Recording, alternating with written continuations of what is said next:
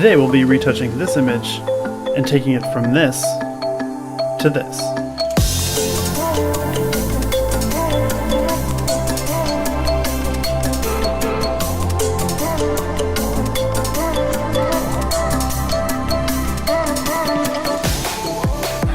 Okay, so here's the image we're going to be working with. This is my friend Addie. She graciously agreed to let me photograph her for the purpose of this tutorial. She's gorgeous, she's flawless. Let me start off by saying she doesn't need any retouching, but for the sake of this tutorial, I'm going to show you what I would do to this image using the clone stamp tool and the healing brush tool. So my first step would be to identify the things that we want to fix. So I'm going to go ahead and make a new layer, and I'm going to call it Things to Fix. And I'm going to use my brush tool with a bright color that'll stand out to circle things that I'm going to want to fix. So I usually start out by doing this kind of zoomed out at 100%. So from here we can see there's a bit of shine on the shoulder. There's a bit of a crease in the neck right here that we might want to fix. We might clean up under the eyes a bit. Clearly we want to fix this backdrop. We might want to fix a couple pieces of this clothing right here. We might want to get rid of this down here. Maybe clean up that. And then depending on where your image is going to end up, like if it's only going to go on Instagram or Facebook, this amount of retouching might do. But I usually come in a bit closer and I pick out some finer details that I might want to fix up. Because you never know where a photo might end up. If it might end up being printed or framed, or the model might really like it and want a copy of it. So it's better safe than sorry. It's looking pretty good. Okay. So we've identified the things we want to fix. Now, how do we fix them? I'm going to go ahead and make a new layer. And I'm going to title this RT for retouch.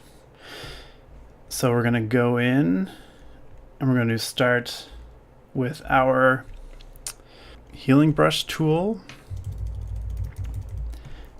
And we're going to use this on some of the smaller bits we've identified. I find the healing brush tool, with every version of the Creative Cloud that comes out, it gets better and better and more intelligent and can better understand what you're telling it to do. But, like everything, it's good to use it in moderation. So I find the healing brush would work better on small blemishes like this versus a big crease in the skin like this. So I'm going to go ahead and use the shortcut J, which takes you to the healing brush. And you'll notice that my healing brush is kind of a bit of a different shape.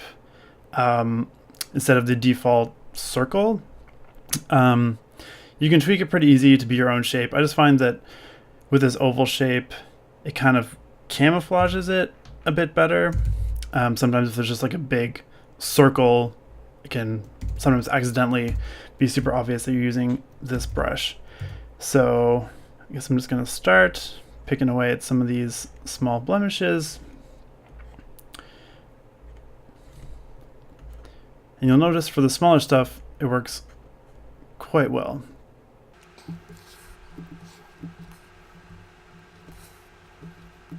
So I'm just going to go ahead and scroll down and pick through some of the smaller things that we identified as needing to fix. And sometimes once you get into this process, you'll notice other things that you might want to fix that you didn't initially see when you started making notes about what you wanted to clean up.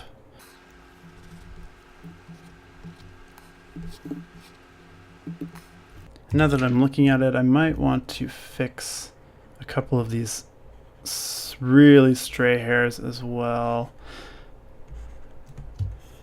But I love a bit of frizziness. I find it keeps it looking real and natural.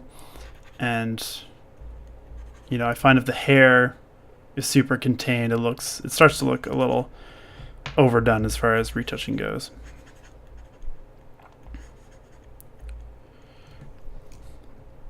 Okay, so there we go. Pretty happy. That was pretty simple.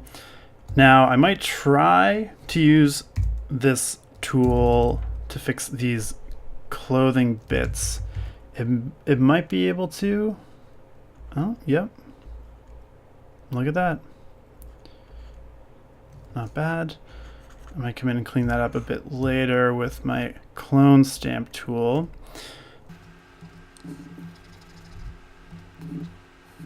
And I'm going to kind of zoom through this. I mean, you can always go back and spend as much time as you want kind of blending and fine-tuning. So I'm going to switch over to my clone stamp tool. So this tool, what it does is basically copies information from one area and uses it as a brush somewhere else. So you hold down your Alt or Option key, and you'll see this little crosshairs, and that's where you click to tell it to take information from.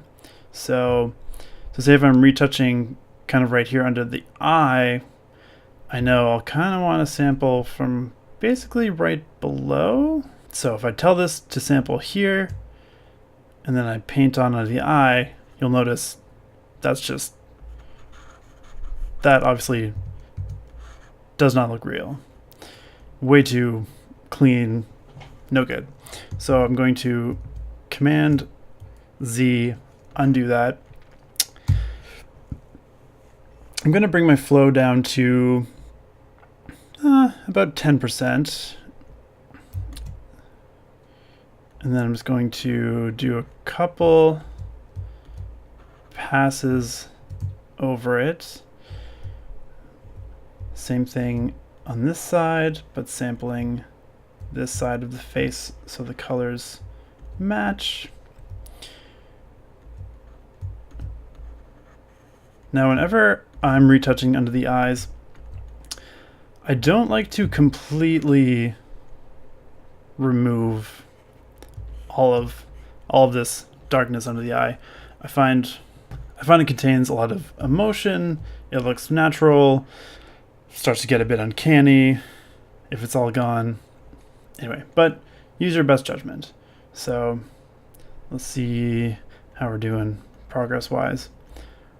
So it's coming along. So even just using these two tools, we're already making quite a difference.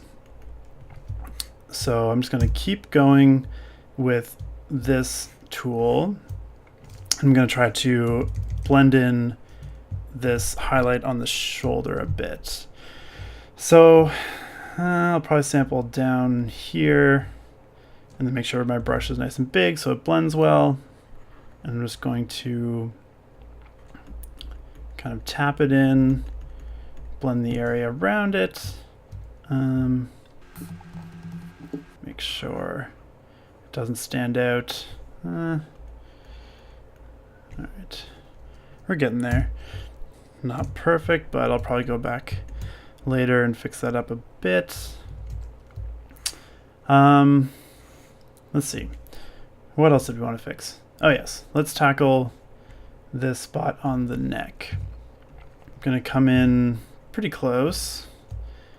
And again, I don't necessarily want to completely get rid of this, but I definitely want to tone it down a bit. So I'm going to just sample the skin tones from right beside it and just try to blend it in.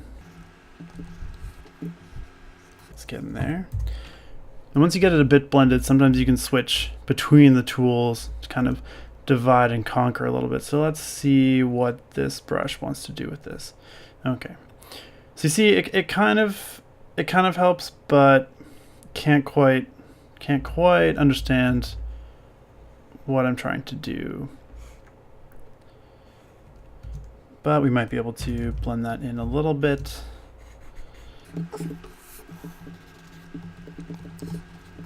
And again, this image won't be going to print in a magazine or anything, so it doesn't have to be perfect when you're super up close.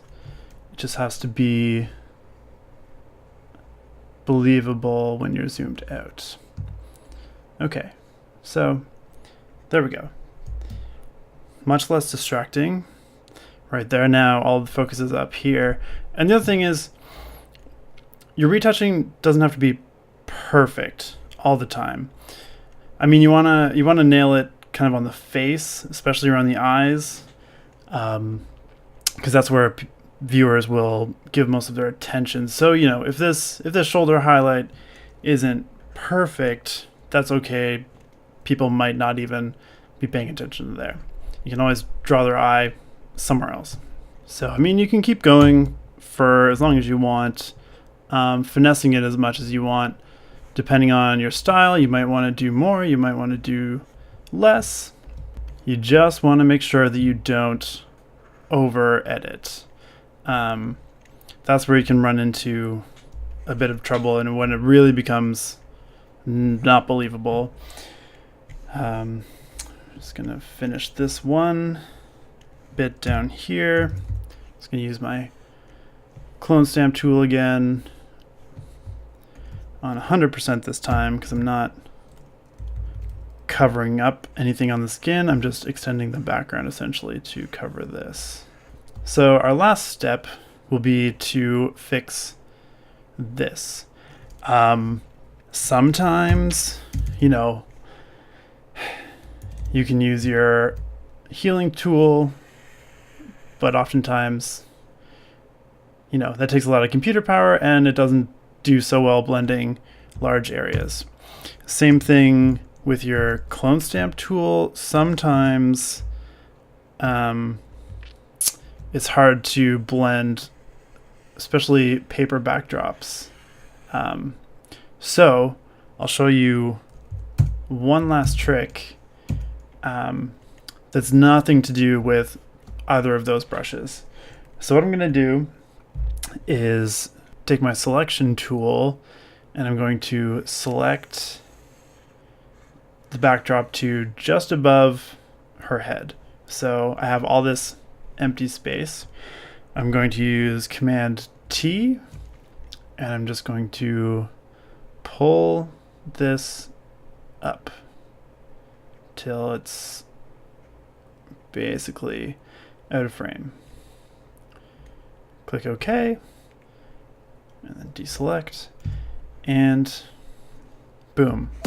Now let's look at our before and our after. Just some simple tips and tricks to take your image from good to great. So make sure to like and subscribe and comment anything you might want me to cover in future videos.